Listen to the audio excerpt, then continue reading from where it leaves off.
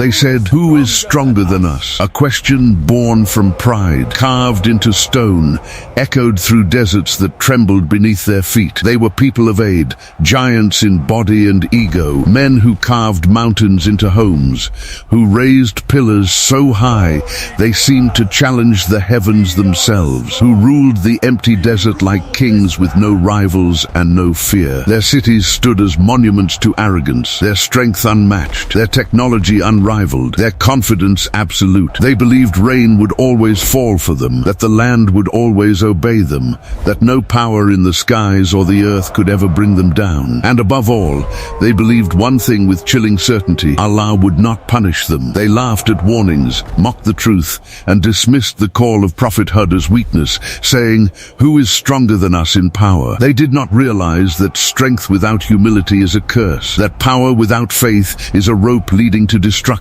Then one day the sky changed. A massive cloud appeared on the horizon, dark and heavy, and they rejoiced, believing it carried rain and mercy. But it carried something else. What came was not water, but judgment. A furious wind, cold and screaming, was unleashed upon them, a wind commanded by Allah alone. It did not strike for a moment or a day, but for 7 nights and 8 endless days, ripping giants from the ground like dry leaves, hurling bodies through the air, shattering palaces, erasing pillars, silencing an entire civilization. Those who once stood tall were left lying like hollow trunks of palm trees, lifeless and broken. No fortress saved them, no idol helped them, no strength protected them. The strongest civilization after Prophet Nūḥ was erased by nothing more than the wind. This is not mythology. This is not legend. This is Quranic history. You are watching the story of Islam TV. Hold your ground. There is no turning back. After the great flood of Prophet Nūḥ, when the world had been washed clean by divine command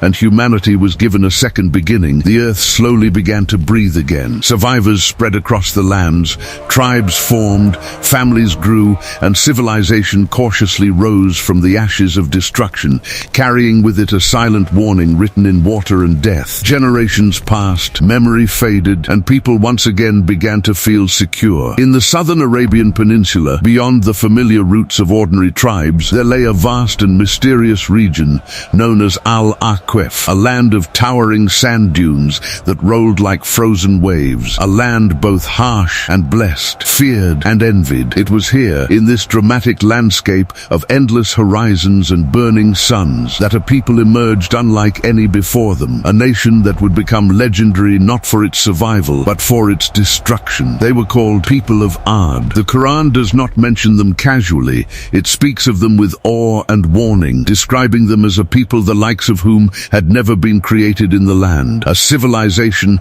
unmatched in physical presence, architectural ambition, and raw power. These were not giants in poetry or metaphor, but giants in reality. Towering bodies, immense frames, shoulders broad like cliffs, hands capable of lifting what ordinary men could not even move. Their strength was not trained, it was innate. Their height was not symbolic, it was visible proof of dominance. They walked the earth with the confidence of those who believed it belonged to them, and Allah gave them everything. Rain fell generously upon their lands when others suffered drought. Their soil was fertile in a region known for death and dryness. Their livestock multiplied, their crops flourished, and their wealth expanded without resistance. Allah granted them power, not only in muscle but in knowledge, allowing them to master construction, planning, and engineering far ahead of their time. They did not merely live in the desert, they conquered it. They carved homes into mountains, built cities that defied the harsh environment, and raised lofty pillars that pierced the skyline like declarations of supremacy. These pillars were not simple columns, they were symbols, statements carved in stone saying, "We were here and we were unbeatable." Their capital was known as Iram of the Pillars, a city so magnificent that it became a legend even among later generations, a place of beauty, order, and terrifying pride. Iram was not just a city, it was an idea, the belief that human strength had reached perfection, that no civilization could surpass them, that history itself would bow before their achievements. With every palace they built, their hearts grew harder. With every pillar they raised, their humility collapsed. They began to believe that these blessings were proof of their superiority, not a test from Allah, but evidence that they were favored no matter what they did. Slowly, gratitude turned into entitlement. Power turned turned into arrogance. Security turned into denial. They forgot the flood of Prophet Nūḥ. They forgot why humanity had been nearly erased once before. They forgot that strength is only meaningful when it bows. Iram of the pillars stood shining in the desert sun, but beneath its beauty grew something far more dangerous than sandstorms or drought, the certainty that nothing could ever bring them down. And it was this certainty, more than their size, more than their cities, more than their strength, that would become the reason they were remembered forever, not as survivors, but as a warning carved into the very history of mankind. People of Ad did not live in tents like ordinary desert tribes, who moved with the seasons and feared the harsh winds of the wilderness. They despised fragility. They rejected simplicity. Instead, they reshaped the earth itself to announce their dominance. They built massive stone palaces that stood heavy and immovable against time, structures so vast that shadows covered entire valleys. They carved mountains into homes, cutting directly into solid rock, turning nature into architecture, bending creation to their will. What for others was impossible terrain became for them a display of mastery. In the heart of the desert, where life struggled to survive, they engineered cities with precision and confidence, cities that should not have existed, cities that mocked the very idea of limitation. Water flowed where it should not have. Buildings rose where sand should have buried everything. Roads cut through wastelands as if the desert itself had surrendered. Allah himself exposes their mindset in the Qur'an, asking them directly, "Do you build monuments on every high place for amusement?" This was not praise. It was an accusation. They did not build because they needed shelter. They did not carve mountains because they lacked space. They built to be seen. They built to impress. They built so that every traveler, every tribe, every passing generation would look up and feel small. Their monuments were not homes. They were statements. Statements of ego. Statements of defiance. Statements that said, "Look at us. We are untouchable." With every palace completed, their hearts hardened. With every mountain carved, humility was stripped away. Power no longer felt like a responsibility. It felt like proof. Proof that they were right. Proof that they were superior. Proof that they were beyond accountability. Slowly, a dangerous belief took root in their souls. Strength began to equal truth. Whoever was stronger must be right. Whoever dominated must be favored. Power itself became a form of divinity in their eyes. They no longer bowed to God. They bowed to their own reflection in stone and steel. Survival became righteousness. Prosperity became holiness. Long life, strong bodies, secure cities, these were no longer blessings from Allah, but evidence. They thought that their way was correct and unchallengeable. And this transformation did not happen overnight. It happened slowly, silently, without storms or earthquakes. Gratitude faded first, then remembrance weakened, then humility disappeared, until one day Allah was no longer at the center of their lives, not openly rejected, but quietly forgotten. And when Allah is forgotten, destruction does not rush in screaming. It waits, it watches, and it allows arrogance to grow tall enough, to fall hard enough, to be remembered forever. People of Ad did not merely drift into disbelief, they sculpted it with their own hands. They worshipped false gods carved from stone, statues born from their mountains, shaped by their tools, lifted by their strength, and then placed above their own heads in blind devotion. They bowed to what they themselves created, forgetting the one who created them. Stone faces stared back at them, lifeless, silent, powerless, yet they believed these idols controlled reign, victory, and destiny. And whenever someone reminded them of Allah, the creator of the heavens and the earth, they did not reflect or hesitate. They laughed. Laughter filled their great halls, echoed between their pillars, rolled across their cities like mockery carried by the wind. They laughed at warnings. They laughed at humility. They laughed at the idea that any force beyond themselves could ever touch them. The Qur'an captures their arrogance with a single sentence that thundered across history. Who is stronger than us in power? This was not a question seeking truth. It was a declaration, a challenge, a sentence heavy enough to seal their fate. In those words lived their entire worldview. They believed no army could defeat them because their bodies were unmatched and their cities unbreakable. They believed no force could humble them because the desert itself had submitted to their engineering. They believed no god could overpower them because they had mistaken blessing for approval and survival for righteousness. In their eyes, strength had become proof of truth, dominance had become evidence of divinity, and uninterrupted prosperity had become a certificate of innocence. They did not realize that Allah grants power not as an endorsement, but as a test, and when that test is failed, power becomes the very instrument of destruction. Strength without obedience is not protection, it is a curse waiting to awaken. And when their arrogance reached its peak, when their laughter drowned out remembrance, when their idols stood taller than humility, Allah did not strike them immediately. He did not send fire from the sky or armies from the earth. Instead, Allah sent them a man, not an angel descending in light, not a king riding in glory, but one of their own, a man who walked their streets, spoke their language, knew their history, and understood their pride. A man who would stand alone before giants and say the words they hated most: worship Allah alone. And it was this mercy, this final warning delivered through a familiar face, that made their rejection even heavier. Because when truth comes from among your own people and you still deny it, destruction is no longer distant. It is already on the horizon. His name was Prophet Hud, a name that echoed quietly through a civilization that only listened to the sound of its own power. A prophet chosen by Allah and sent only to people of Ad, not from outside, not from the heavens, but from among their own blood and soil. He was not tall like them, not feared like them, not surrounded by pillars or palaces, yet he stood among giants with a calm that shook their arrogance more than any army ever could. While they walked with chests raised and heads lifted in pride, Prophet Hud walked with humility, carrying a message heavier than mountains. He looked at their cities, their carved homes, their towering monuments, and he did not envy them. He looked at their strength, their wealth, their security, and he was not impressed. Instead, he spoke the words they hated most, words that threatened everything they believed about themselves.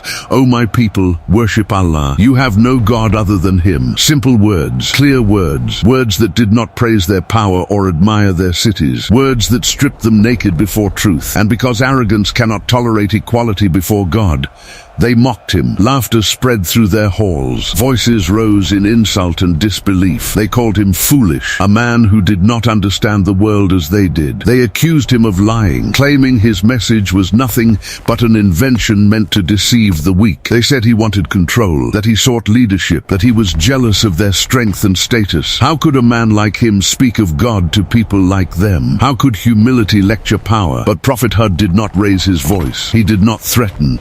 He did not bargain. He warned. His warning was not emotional, it was prophetic. "I fear for you the punishment of a tremendous day," he said, a sentence heavy with mercy, not anger. He saw what they could not see. He knew that civilizations do not fall when they are weak, but when they believe they can never fall. Yet arrogance has a strange effect on the heart. It does not scream. It does not announce itself. It slowly defends the soul. It turns reminders into noise, warnings into jokes, mercy into an insult. Their ears heard Prophet Hud, but their hearts were sealed. Repentance stood at their door, but pride locked it from the inside. Instead of bowing, they stood taller. Instead of reflecting, they challenged. They did not merely reject the message, they dared Allah Himself. They demanded proof, mocked punishment, and spoke as if divine judgment was a myth invented for the weak. In their eyes, power was proof enough that they were right. In reality, it was proof that the test was nearing its end. And when a people stop fearing Allah and begin challenging Him, history does not end with debate. It ends with silence. Years passed, and with every passing season, the memory of warning faded further into laughter, until one day the sky itself began to withhold its mercy. The rain that once fell without question stopped coming. Days passed, then weeks, then months, and the land that once bloomed under their feet began to suffocate. Crops withered in the soil before reaching maturity. Leaves turned brittle. Fields cracked open like wounded skin. Animals collapsed where they stood, their strength drained, their bodies unable to survive the silence of the heavens. Wells dried, rivers shrank. The fertile land of Al-Aqf slowly transformed into a graveyard of dust and bones. Panic crept into the cities of people of Ad, a fear they had never known before, because this was not an enemy they could fight, not a tribe they could overpower, not a wall they could reinforce. This was hunger, this was thirst. This was helplessness. For the first time, their towering strength meant nothing. Desperate and confused, they lifted their eyes to the sky, scanning the horizon day after day, praying not to Allah but to the clouds, to chance, to anything that might restore what they believed they deserved. And then, one day, it appeared. A massive black cloud rose in the distance, heavy, dark and wide, moving slowly toward their land. Excitement exploded through their cities. Voices shouted. Smiles returned. Relief rushed through their hearts like forgotten joy. They pointed to the sky and celebrated, saying with certainty and pride, "This is a cloud bringing us rain." They believed their suffering was over, that the sky had finally surrendered, that their gods had answered, that their strength had once again been proven. But while the people rejoiced, one man stood still. Prophet Hud froze where he was. His heart tightened, his breath grew heavy, and his eyes fixed on the approaching darkness. What they saw as salvation, he recognized as something else entirely. He had warned them. He had pleaded with them. He had seen the pattern of Allah's justice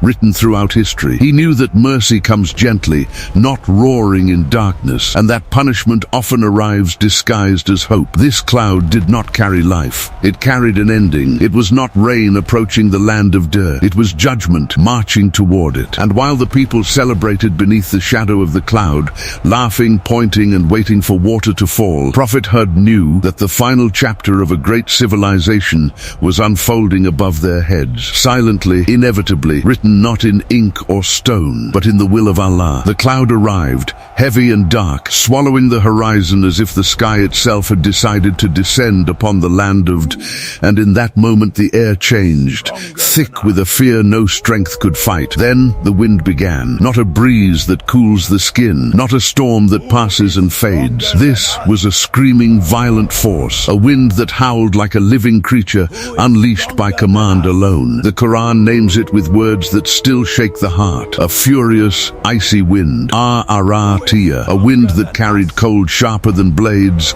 and power heavier than mountains. It did not strike once and retreat. It did not test them and withdraw. It stayed. 7 nights and 8 endless days it raged without mercy, circling their cities, hunting their people, ripping through every illusion of safety they had built. Giants who once boasted of their strength were torn from the ground like dry leaves, lifted into the air, smashed back into the earth, their massive bodies reduced to weightless objects before the will of Allah. Palaces that had taken generations to build were shattered in moments, stone walls collapsing as if made of dust. The lofty pillars of Iram, once symbols of eternal dominance, snapped and fell, crushed beneath a force no architect could calculate. Entire cities were erased, their streets buried, their monuments broken, their names silenced. Allah describes the final sight with terrifying clarity. You would see the people lying dead as if they were hollow trunks of palm trees, empty, broken, stripped of life, scattered across the land they once ruled. Not one palace saved them. Not one idol lifted a finger. Not one soldier could resist. Strength vanished. Power meant nothing. Pride turned into helpless terror. In a matter of days, people of Aid, the civilization that believed itself eternal, was erased from the face of the earth. And then, suddenly, the wind stopped. Silence fell like a burial cloth over the land. When the storm passed, there were no voices left to scream, no cities left to admire, no giants left to intimidate. Only sand stretched across the horizon, covering what once stood tall. Allah sealed their story with words heavier than stone. So were they destroyed. So away with the people of Prophet Hud. Prophet Hud and the believers survived, standing amid ruins where arrogance once reigned. History moved on. Civilizations rose and fell. Generations forgot names and places. But the lesson remained carved into revelation forever. A warning that power without obedience invites destruction, and that when Allah's judgment arrives, even the mightiest are reduced to silence. People of Ad teaches us something terrifying, something history whispers but humanity keeps forgetting, that strength does not save you when it turns into arrogance, that that technology does not protect you when it blinds you to truth, that civilization does not guarantee survival when it stands on pride instead of obedience. They were stronger than us, taller than us, more advanced than us. Their cities rose where nature itself resisted life. Their pillars defied time. Their bodies carried power we can barely imagine. Yet none of it mattered when their hearts hardened. They believed muscles could replace morality, that engineering could replace humility, that survival itself was proof of righteousness. They mistook blessings for approval and delay for safety. When they asked, "Who is stronger than us?" they were not asking out of curiosity. They were declaring independence from Allah, announcing that they no longer feared accountability, that no force seen or unseen could touch them. And Allah answered them, not with debate, not with argument, not with philosophy, but with reality. I am. And his answer came with the wind, not fire, not armies, not earthquakes. A wind, invisible, unstoppable, commanded by none but him, tearing apart what human hands had built and exposing how fragile pride truly is. In that wind lies the lesson for every age, for every empire, for every individual who believes success is self-made and power is permanent. The ruins of Deed are silent today, buried beneath sand, erased from maps, but their story is louder than any monument ever built. It tells us that when humility dies, destruction is already written, that when Allah is forgotten, strength becomes a curse instead of a shield. This is not just a story of the past. This is a warning written in the sand of history, waiting for hearts willing to listen. If this documentary shook your heart, if these words reach somewhere deep inside you, like the video, leave a comment and subscribe to the Story of Islam TV, because the ruins are silent, but the message is eternal. Until the next story.